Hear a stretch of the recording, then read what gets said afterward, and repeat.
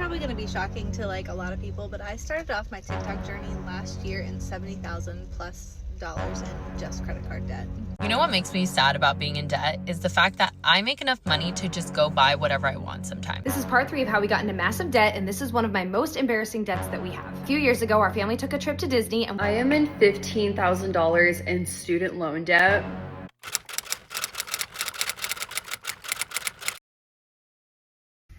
One thing I'm not stressing about anymore is my debt. And this is not to say that I don't want to take care of my debt or pay it off. I do, and I do pay my debt. But I'm not putting it on a pedestal anymore. Like, if I can put a little bit extra towards my debt 1 month, then great. But if there's something else I'd rather do with that money, I'm gonna do it. Vacation, concert, whatever it is. Because life is too short. In debt, it's just gonna keep on coming. Debt comes in so many different forms, and America is so expensive. It's hard to not put yourself in debt. Debt is hard to get out of and so easy to get into, so I'm just gonna prioritize living my life, having fun, and not stressing. I'll pay my debt off completely when I make it that far. But right now, it's just about enjoying life and surviving. The United States is not a first world country. We can't afford healthcare. People can't afford housing. People can't afford therapy. They can't afford to get their nails done every 2 weeks. Last time I went in to get a basic manicure, they tried to tell me it was $80. I said, probably not. Grabbed my stuff and left. America is not a first world country. We're working jobs. We never get breaks. We're always being told, hustle more, do more, hustle, hustle, hustle. Work harder, do more, be more, achieve, achieve, achieve. That's why everyone's burnt out. That's why everyone's depressed. That's why everyone's angry. In other countries, people will say things like, we don't talk about work here. It's illegal on the weekends. The United States is not like that. If you're not working, if you're not cleaning, if you're not productive, you're lazy. That's not real. Rest is not earned, it is a requirement. Rest is not earned, it's a fucking requirement. If you don't give your body the chance to regulate itself, that is what causes mental health issues. We're not depressed, we're oppressed.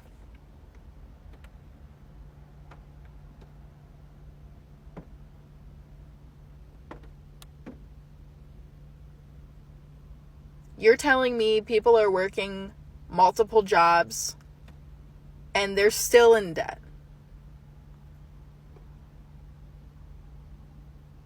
They want us to spend tens of thousands to hundreds of thousands of dollars on an education and then spend the next 20 some years paying that off. So it doesn't matter if you're making $100,000 as a doctor, because now you have $200,000 in debt. So you got the title. Here's a lot of stress. And then they're like, on top of that, here's a sugar addiction, a caffeine addiction. Now you're glued to your phone. Now you need to buy glasses with blue light protection because now you're on all this technology. Oh, you overdrafted in your bank account? Well, now that's going to cost you money.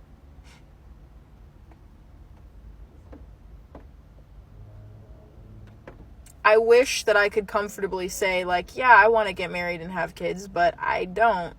Because I don't know if, one, I will survive. 2, I don't know if what I even have is enough to provide that type of lifestyle. Because that is a lifestyle choice. Marriage and children is a lifestyle choice. But I heard in Japan they will quite literally pay you to have children. they will pay for them. They will pay the fees of delivery. I might be wrong, but that's what I heard. So please tell me again how America is a first world country. You can't.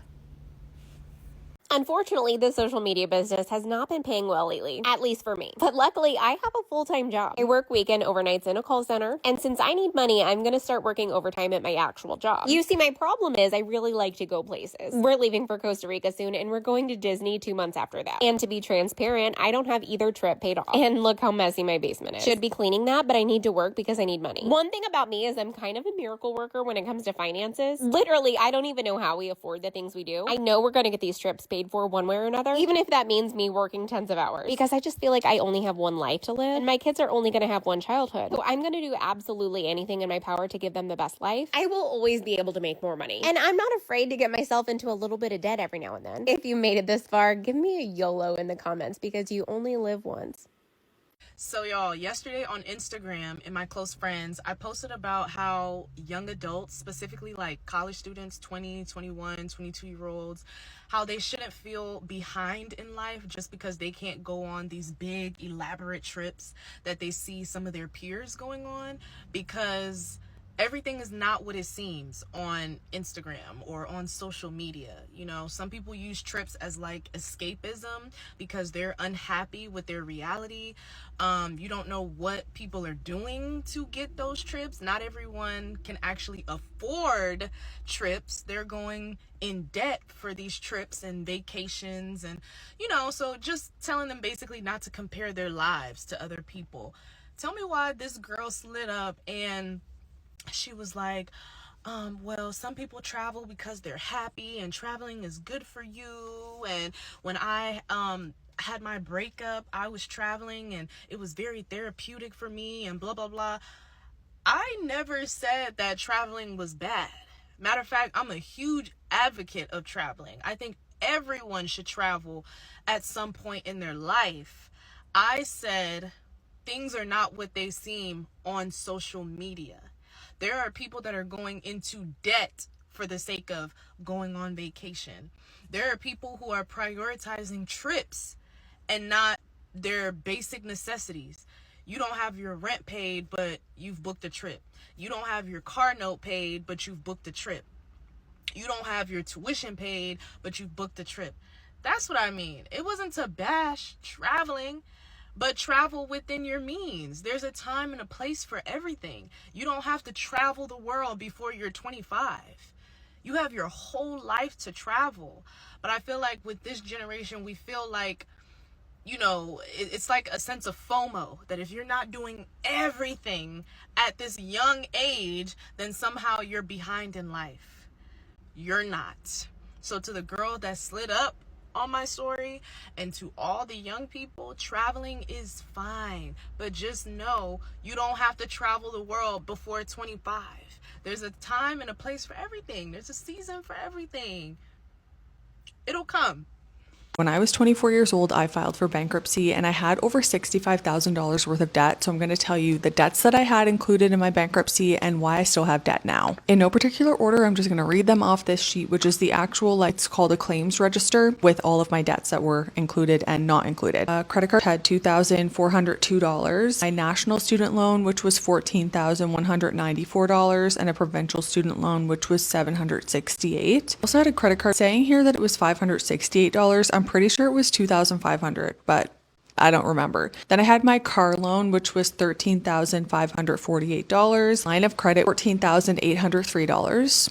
That's crazy at 24 years old. Why did I have that? Also another credit card for $7,475. Again, crazy at 24 years old. Then my overdraft was $160. It's a total of $64,657. And what was included in my bankruptcy was $25,046.39, meaning that my car loan, my student loan were not included and I still had to pay them. I am almost $1 million in debt. I am almost $1 million in debt. It's both good and bad, and my emotions kind of are in a weird spot with it because it's like I've worked so hard to get everything that I have, and I'm giving my children a great childhood, but I'm almost $1 million in debt. Me and my husband work really hard to have everything that we have, and our kids are getting the childhood that we could have only wished for. But also, this isn't how I want to live. I don't want to live in the stress, you know? So doing this journey and taking accountability and really looking at our finances and trying to get out of debt is such a big priority to me, especially with my mental health, because Lord knows when you feel like you're drowning, even if it's just in your head, it puts a toll on you. The reason you're in bad debt is because you spend money that you don't have. And this is coming from someone who is $59,000 in debt between credit cards, student loans, financing a car. I mean, legitimately, you didn't have the income in the first place. That's why you took out the loan. That's why you swiped the credit card. All those things. So instead, what you're gonna start doing is stop using the credit cards, don't take out the loans, and actually pay cash for your purchases. The moment you start paying for things for cash, you're gonna feel like you're second guessing yourself of, oh, is this purchase really worth it? I have to use my cash. Or do I have to spend this money now? Or can this wait until a later date? Cash makes you think twice. Credit cards don't. So the next time you decide to swipe your card, make sure it's a debit card, because that's going to determine if you are someone that's going to stay in debt or actually get out of it. I'm Natalie. I'm $59,000 in debt. You can follow me by clicking the follow button and following my journey of paying off $59,000. So I just looked at my Nelnet student loans just because my interest right now is $12.12 a day. A day. I am adding roughly $4,400 a year in interest.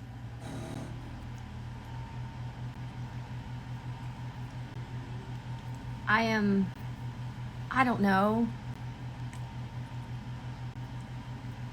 They tell you when you're young, go to college, go to college, go to college, go to college. I'm 38. I went to college right out of high school at 17. And it's like, go to college, go to college.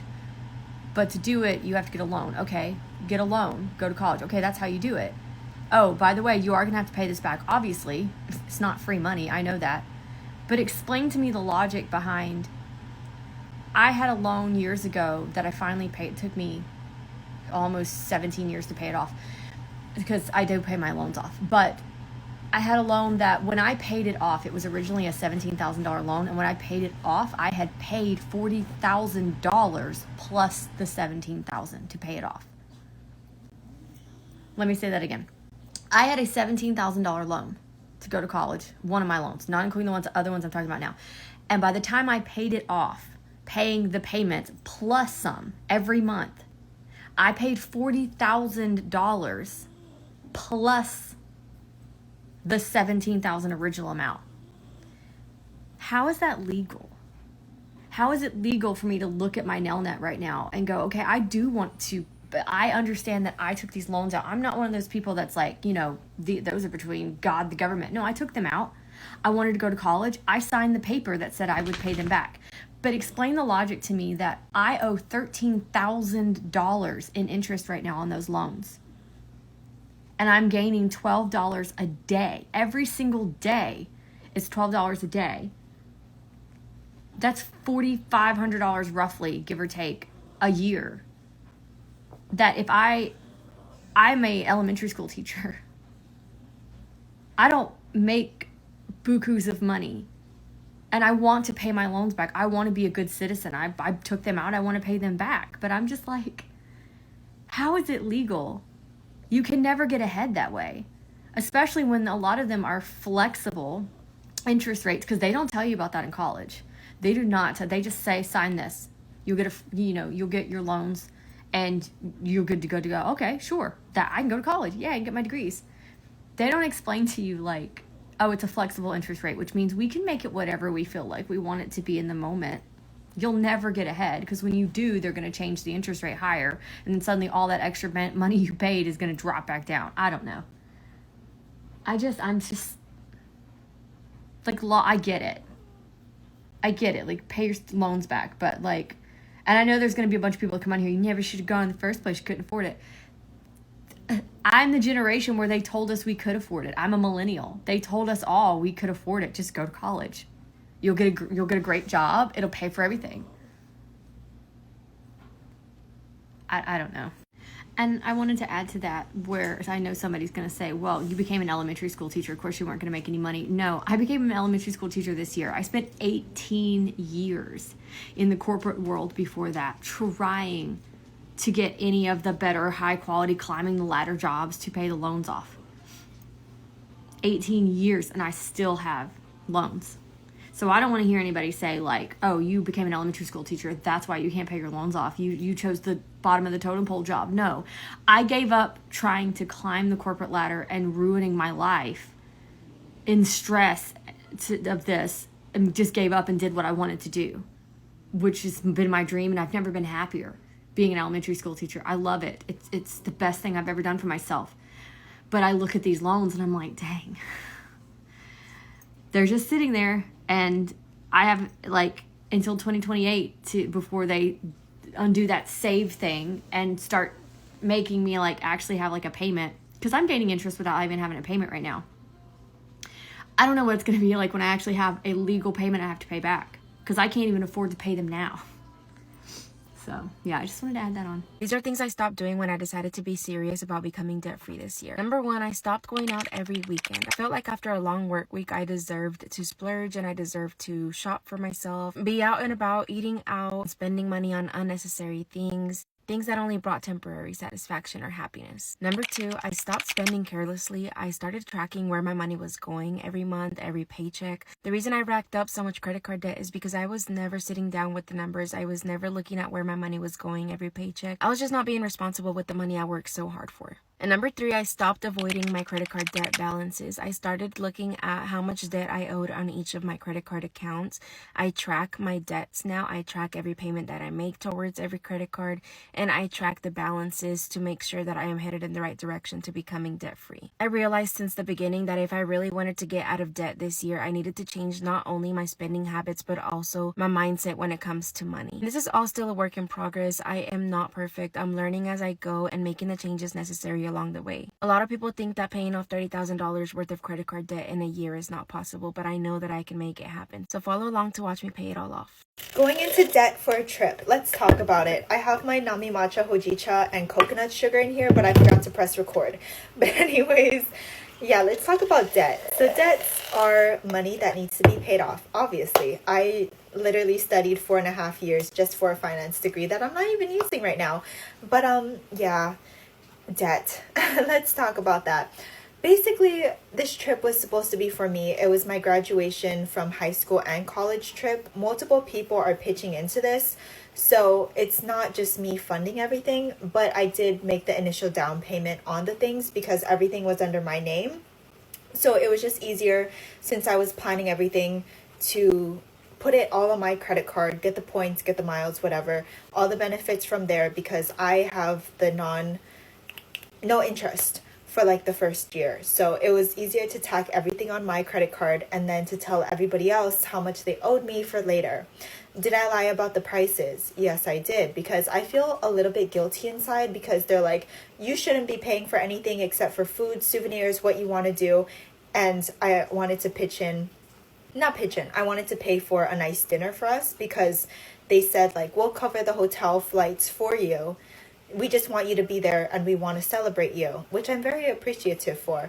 But they've done so much for me. I feel very guilty of that. That's why I didn't want a graduation party. That's why I don't like to be celebrated, because it's the people around me who build me up so much, if that makes sense. So I need ice. Let me take you over here.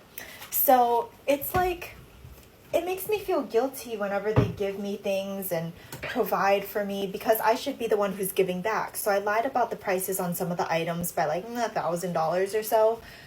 But yeah, most of the debt is going to be paid off because I can. Like, once they pay me back, it'll be okay.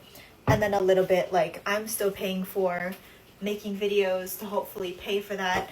I currently cannot find a plastic cup in this house, so I'll use a glass cup. Sorry, it's gonna be kind of loud for a second. Give me a sec, okay?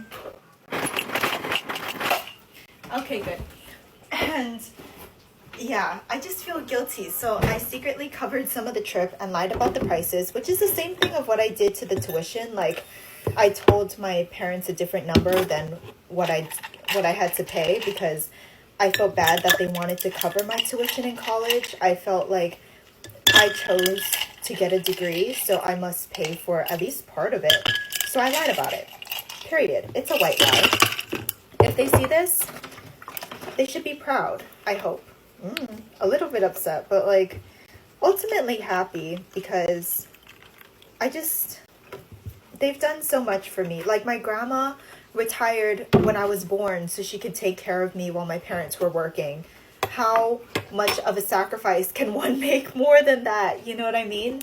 So this trip is just not only for me, but it's a time that I can give back to my family members and try to do whatever they want to do, make everybody's dreams come true. My grandma wants to go to Disneyland for this once in a lifetime kind of trip. So I'm going to put myself into credit card debt for a little bit, but hopefully we get out of it unscathed. Credit score is still in the goods. Yeah. I got word the other day that people thought I came from money because of the things that I post on my social media. So I figured we should do a background and just like a whole how I got here type of moment to really help you guys understand who I am, where I came from, why I have so much expensive jewelry and crazy bag collection. This is sort of a vulnerable chat because I never really talk about this on my TikTok, but I started making money from social media over a decade ago. I joined a network marketing company. Of course, my light would die. When I was in college, it was a hair care company, and I got in pretty early.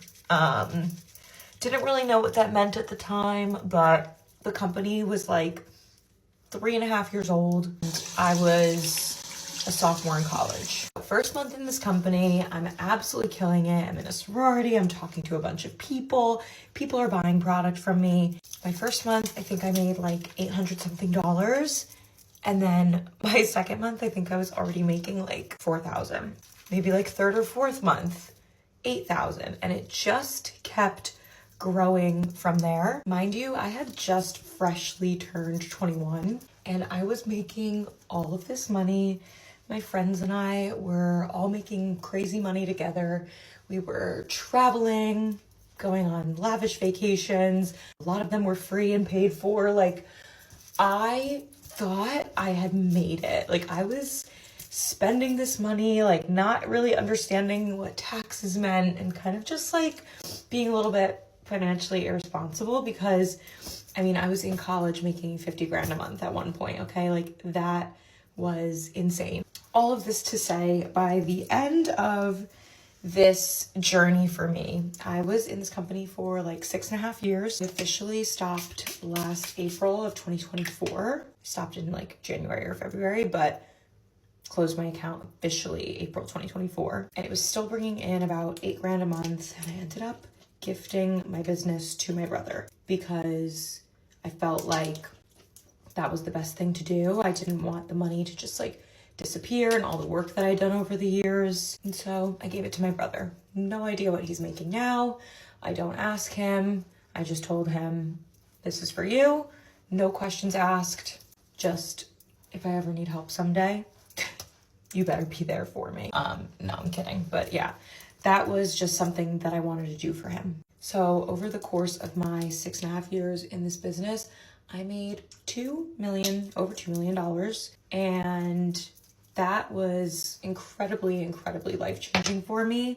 I had a covered car payment for, I believe, 5 of those years. I had a Cadillac, I had a Range Rover, then I had another Cadillac. Crazy. And then why I stopped was because I started killing it on TikTok and TikTok Shop, and brand deals started popping off for me.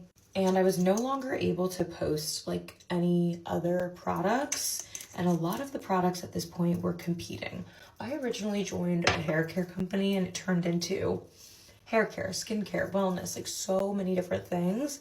And so I made, I want to say like $500,000 on TikTok in 2023, which was crazy and so huge. And I was like, this just makes sense. I need to move forward with TikTok, and that's it. And that was not including any brand deals that I did in 2023.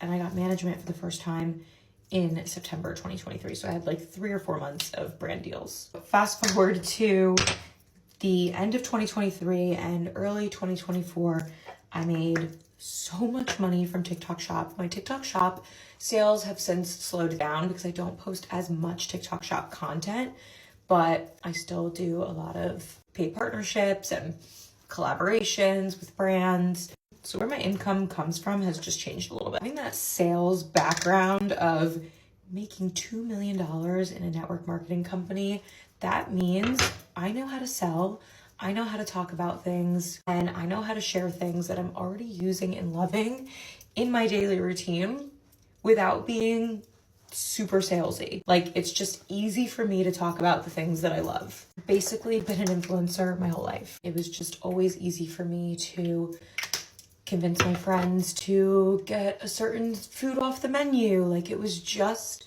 I always felt like I had influence over things that I was talking about. Sandals that I loved from Target, like drinks that I was ordering from Starbucks. Like, I just had this natural sales, mindset about me that was just, it came easy to me. So it comes really naturally for me to do brand deals and ads and just like talk like a normal person. So yeah, it's just been like a seamless career for me because I have that 6.5 years sales background. You can have your thoughts and opinions on network marketing and feel however you feel about it, but it was a sales job to me. Like, I fully clocked in at 7 a.m. and clocked out at 3 a.m. so many days, and I gave up a lot in college to be able to set up the life that I wanted for myself, because my parents gave me a great childhood, but we didn't have fancy cars, we didn't have fancy clothes, we didn't have anything designer, and that's fine. I'm not saying that's a bad thing. I also didn't really grow up where that was a thing, so there wasn't this like comparison, but I knew from a young age what I wanted, and I knew that we didn't have that. Like, I wanted the big house, I wanted the expensive things, just because I don't know why. I honestly don't know why, because it wasn't really something that I fully like grew up around. So, but those things motivated me. It made me want to work harder and set myself up for the life that I wanted for myself. I was able to pay off my student loans within 7 months of graduating, in one lump sum. And like, I really just fully took my life in my own hands and said, all right, whatever you want life to look like, we're gonna make it happen. Like, this is what we're gonna do. And let me just say, there's nothing wrong with coming from money. I think that is a great thing. You're given so many opportunities, and life is just a little less difficult with a little more money. And so there's no judgment here by me saying, oh, like, I'm self-made, I did it all myself. Like, there's a lot of people who came from money and are still self-made and did it all themselves and make their own money and whatever. But if you're handed a check every single month, like, more power to you. That is seriously incredible and gives you so many options to invest, start your own businesses, whatever. I'm just sharing this because people, I feel like, see my car, my jewelry, my bags, and think, oh my gosh, she must have like so many hand-me-downs from her mom, like her closet's crazy, this is insane. No, my mom actually doesn't, I think, even own a real designer bag. I actually think I bought her first Gucci bag. Yeah, because that was like a thing we did in our last company. So I literally, my mom does not have any designer things other than anything that I've ever bought her. It's crazy, but that's just the reality of it. So I just wanted to put this out there that I am not an influencer that comes from a bunch of money, and I want you guys to know that when you're watching me, you know, open these crazy packages or buy these insane things, it is truly just me working hard for myself for over a decade and finally seeing those results pay off, because I did Instagram. Now, mind you, yes, I was making money from this company that I was in, but I was doing Instagram for free, like posting for free, maybe $50, $75 here and there for literally like 7 years. I didn't start making money from my Instagram or TikTok, real money, money that can pay the bills, until 2023. Until 2023. Okay, so I just want you guys to know that it's possible.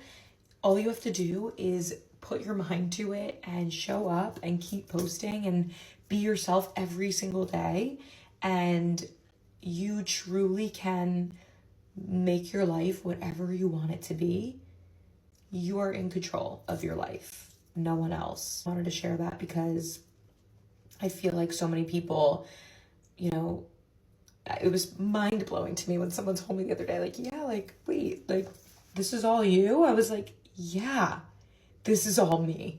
Like, going out to the Hamptons every weekend, over $1,000 on hotels and stuff, like, it's all me. I pay all my own bills. I don't have any help from anyone. I'm proud of myself, and not to like brag on myself like that, but like, I just want to be inspiration for someone that maybe feels like, all right, like I'm in like lower middle class and not upper middle class, and I'm just wanting more for myself. You can make more for yourself. You are capable of doing it. You just have to start somewhere. So yeah, I figured I'd give you guys a little background on who I am, where I came from, and just a little bit of my story. And a reminder that the influencer lifestyle looks very lavish, but we have to pay so much of our income back in taxes. So a lot of the times, like, these influencers are making a lot of money, but they're paying 20% to their management and they're paying 40% to the government. So like, we're walking away with like 40% of our income. Okay, 60% of it is like poof, gone. So some of the financial decisions that I make are not always the smartest, but I bought my car and fully paid it off because I didn't want a car payment and I didn't want to pay interest. I own a condo in LA, which is currently sitting empty and hoping it gets rented out soon. So that will be like not really a stream of income for me because the LA market is so bad right now and it's actually renting out for less than what my mortgage is. So I will be basically paying for someone to live in my condo. But yeah, that is my life, and I just wanted to share some of that background with you guys because I do get a lot of questions about like my old company and things like that. And I hope this cleared some things up for you. This video is probably very long and could have been a YouTube video, but yeah, I hope this helps my life make a little bit more sense. Oh, and the $2 million that I made from the last company, like I literally have nothing to show for that. So save your money, pay your taxes on time, and invest. Invest in the stock market. I invested in the stock market back in 2020 and a lot of those stocks did really well. High yield savings account for all of your income that comes in that you're able to save makes a big difference. I also hardly ever Uber. I take the path when I go into the city and I take the subway and I just like live my life not beyond my means. Yeah, I buy things sometimes that are like a little impulsive, but I have enough money saved up to where I feel comfortable doing those things. So yeah, anyway, this is your reminder that you can do literally anything you put your mind to. And I hope this can be an inspiration for someone somewhere out there. 84% of people be drowning in debt, still taking trips, still shopping, still going all out, popping it on social media, buying cars, doing all this extra crazy stuff, right? But it's all in the name of flexing and popping it. And the saddest part about it is because everybody's kind of doing the same thing and on the same wave, there's nobody holding people accountable, telling people that there's nothing cute or fun or pretty about drowning in debt behind closed doors and faking like you got it like that in public. And I don't think y'all understand just how much I've pushed myself and worked so hard to not be one of those type of people. I'm already in a lot of student loan debt, but I vowed to not be in credit card debt like most people, because that's just the type of debt that I just don't want hanging over my head. So I'm not saying that I don't spend a lot of money, but what I am saying is I'm real big on paying the money back. I'm gonna pay those balances off before they hit my credit. Today we're gonna make a payment. So the trick of the game is I use the Kiwi Pop app because it has all of like my credit cards and things together in one place, because it makes things a lot easier when I gotta pay off these balances and I can see everything. And today, I'm not gonna lie, we're gonna tackle one of my heavy hitters, and that's my Amex card. So I have a $5,000 limit and it's racked up right now. We're at like $3,500 or something like that.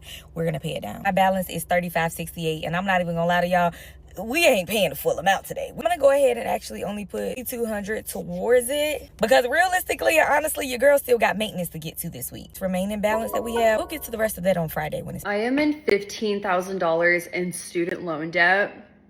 Yeah. This is gonna be a little uncomfortable for me because I'm not used to coming on here and doing these types of videos at all. I exclusively have been doing TikTok Shop for a while to pay down my student loan debt, but I made a little dent in it, but I still have a lot to go, so I thought I would shoot my shot. I know TikTok is kind of like a miracle working app for some people who need it. I may not need it at all, but anything is appreciated, like commenting, sharing. But I am linking these car scents. I got the Flannel Pine. It actually smells really good, guys. Like, I am obsessed with pine smell, and I have this already in my car. It comes in a 2-pack. So this is the one I'm gonna put in my husband's car, but guys, they're actually really awesome.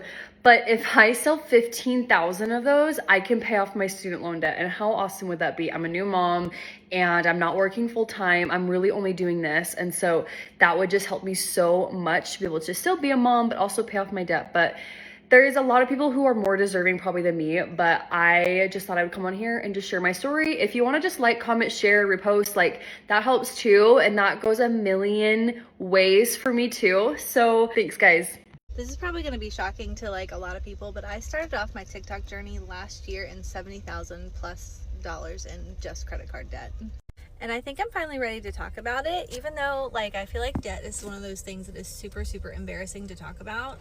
But like in this economy and everything, like a lot of us have it, but we just don't talk about it because it's super embarrassing. You're not supposed to get yourself into debt like that. But as of like right now, it's what, March, January, February, March, it's April. As of right now in April, I've gotten that down by about half. This is kind of what I always do. I've always been a person with debt, who's carried debt. Always. And I usually get it paid about halfway down, and then I give up, and then it's even more the next time. But I'm not giving up this time. But I know there's got to be like more people out there that are in this situation that are trying to dig themselves out. Maybe not of $70,000 worth of debt, but maybe just like $10,000. So I'm going to do a whole breakdown in the next few days of like what I started out at, what I've paid towards it, where I'm at right now, and then I'm going to do like a weekly check-in. Because my ultimate goal is to get it all paid off so that I can get a new car. And I don't really want to I could get a new car right now, but I don't really want to do that with all this debt like hanging over my head. Because my current car, even though it's like on its last leg, it's an Explorer and it's a piece of crap, it's falling apart and I need a new car, but like it's paid off. So if you are a mama, or you don't even have to be a mom, anyone that's on a debt journey, you feel lost, you feel like you're alone in this, you're not alone. You're not alone. There are lots of people in debt. They just don't talk about it. A lot of people just don't talk about it, but I'm going to talk about it. And if you want to join me and follow me, give this a like, give this a follow, do all the things. We're going to talk debt and we're going to talk how to get out of it. I love you. The older I get, the more I realize that everyone is just like in massive debt and they don't seem to care about it. Over Christmas break, my car actually broke down and I was told I need a brand new engine for like $18,000. I was like, obviously not. I'm gonna sell the car, get a new one. So I've been heavily on like car TikTok and like looking at different cars and people sharing their brand new cars that they got, Toyotas, Hondas, etc. And in the comments, people will be like, oh, like, how much is your monthly payment? And people are casually being like, oh, I have like $1,000 monthly payment for a Toyota. Don't get me wrong, Toyotas nowadays, super expensive. But like, I grew up with a dad who was like, if you have more than a $300 to $500 car payment a month, like, you can't afford that car. Like, if you can't afford to put enough down to where you can have a lower car payment, like, you can't afford the car. And it's not people that are then like buying used cars. It's like they're buying a brand new 2026 Grand Toyota Highlander and they're having like $1,000, even an $800 car payment is insane.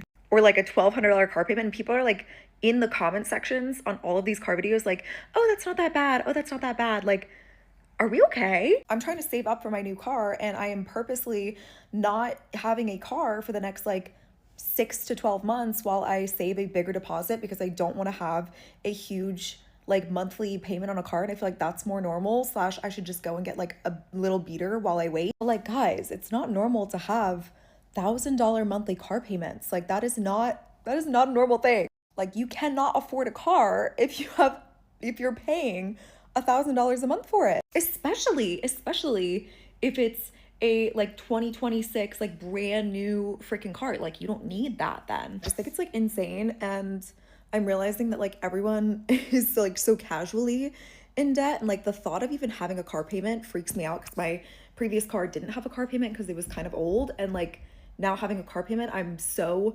incredibly conscious of like, I don't want a high car payment after not having one.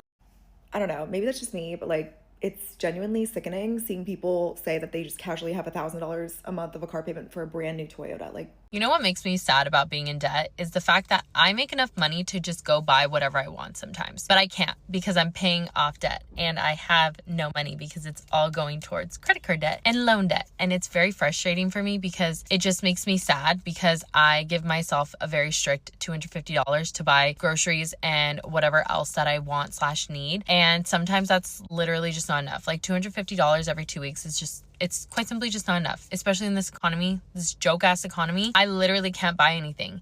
And so it makes me sad because I could literally drop $500 every paycheck on something so easy, but I can't. But I have, like, I physically make the money to be able to do that, but I don't have the money to do it, if that makes sense, you know? And so it just makes me sad because I'm like, I work so hard and I make a decent amount of money and it doesn't show because past me spent so much of that damn money. So now current me is paying off what I spent past me. So I have to just, you know, I have to reframe and think about it that way of like, okay, well, you did buy all your shit. You did buy all that stuff. You spent all that money. Now you're just paying for it now, you know? I need to be more responsible. I'm getting there. I am much more responsible now, but it's still a work in progress. 3 things that got me into debt as a content creator that I would do differently if I were starting all over again. Number 1 being all the fancy tools and all the things I thought I needed to level up as a professional. Tripods, cameras, drones, fancy editing equipment.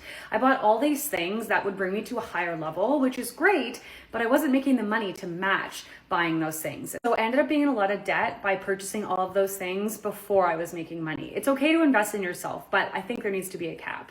Number 2 was getting support to design a fancy website. Now, I am somebody who designs websites for clients. I know how to make a website, but I thought I needed a very fancy, highly professionally designed website to be a full-time content creator and producer. It was great. I love my website. It's amazing. But in hindsight, I didn't need to spend thousands of dollars on it. I could have just done it myself. Number 3 was likely writing a little bit too much off. A few too many coffee meetings, a few too many subscriptions. This kind of stuff adds up really fast. And yes, you get a kickback at the end of the year. But sometimes when you're spending too much on your business account, your income doesn't keep up, especially in the first few years. So those are 3 things that I would do differently. What do you guys think? This is part 3 of how we got into massive debt, and this is one of my most embarrassing debts that we have. A few years ago, our family took a trip to Disney, and we impulsively purchased the Disney Vacation Club. And we did so by financing it. If you don't know what the Disney Vacation Club, or DVC, is, it's kind of like a timeshare for Disney World. Except instead of having one specific resort or specific weeks of the year that you get to use it, it's a point system. You buy a certain number of points, and then those points can get redeemed at any DVC resort any time of the year that they have availability. That means you can end up staying at Disney World properties, Disneyland properties, and they also have other DVC DVC resorts like in Hawaii and in Europe. So it definitely provides like a lot of opportunity to travel. Now, with that being said, this is a very bougie luxury purchase that we had no business making. There were some incentives when we purchased, so the total cost of financing was around $27,000. Now, was this stupid? Yes, I know that. But I promise you, our hearts were in a good place, but like our financial literacy was zero. When we took this trip and made this purchase, we were a foster family. We were supposed to go on this trip with 3 kids, but then at the last second, we got placed with 2 extra kids, and we wound up rearranging everything so that way we could take those 2 kids to Disney with us. So we were traveling as a family of 7. They got placed with us only 2 weeks before the trip, so I was just coming off of like rearranging everything. We were supposed to stay at a moderate resort in a normal hotel room. We ended up switching to the cabins because the cost of trying to rent 2 hotel rooms right next to each other was super expensive, and then any sort of like suite at the luxury resorts was insanely expensive. So the cabin was the only thing that was like somewhat affordable and could fit a family of 7. So obviously I'm just coming off the adrenaline of all that rearranging of the plans, and then one super hot sunny day while we were there, we ended up at one of the DVC informational like booths where they have fans and water and they're like trying to draw you in, obviously. And we had just gone under there to get out of the sun for a few minutes. Of course, the representative starts talking to us about all the details and everything. And my husband and I are just so gullible, and we very quickly got suckered in. We went on a tour and saw the different DVC resorts and how beautiful they are. But more than just how beautiful they are, it makes access to like the suites that can fit large families a lot easier in comparison to just getting 2 rooms or getting a suite like at market value. So obviously we didn't have the money to pay for something like this in full. We never should have financed it. But our thinking at the time was, if we're going to keep being foster parents and we're always going to have lots of kids in our family, which when we were foster parents, we averaged having 5 kids at a time. So if we knew we were going to continue to be a large family, we wanted to know that we would still be able to travel and be able to take the kids with us. There are respite services, so that way foster kids don't have to travel with you, but that's just not what we want to do. If they're living with us and we're going on vacation, they're coming with us. I also should add that we didn't have anywhere near as much consumer debt at the time compared to what we have now. We just foolishly thought that this would be a good investment and give us an opportunity to travel with a lot of kids. Am I proud of this purchase? No. Was it necessary?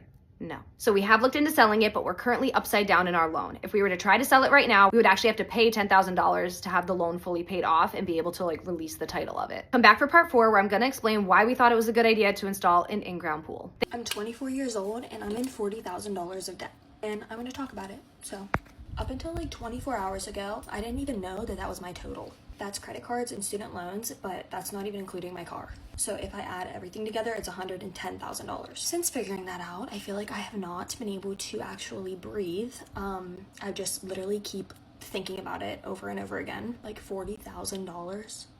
Most of this debt came from decisions that I've made between the ages of like 18 and now.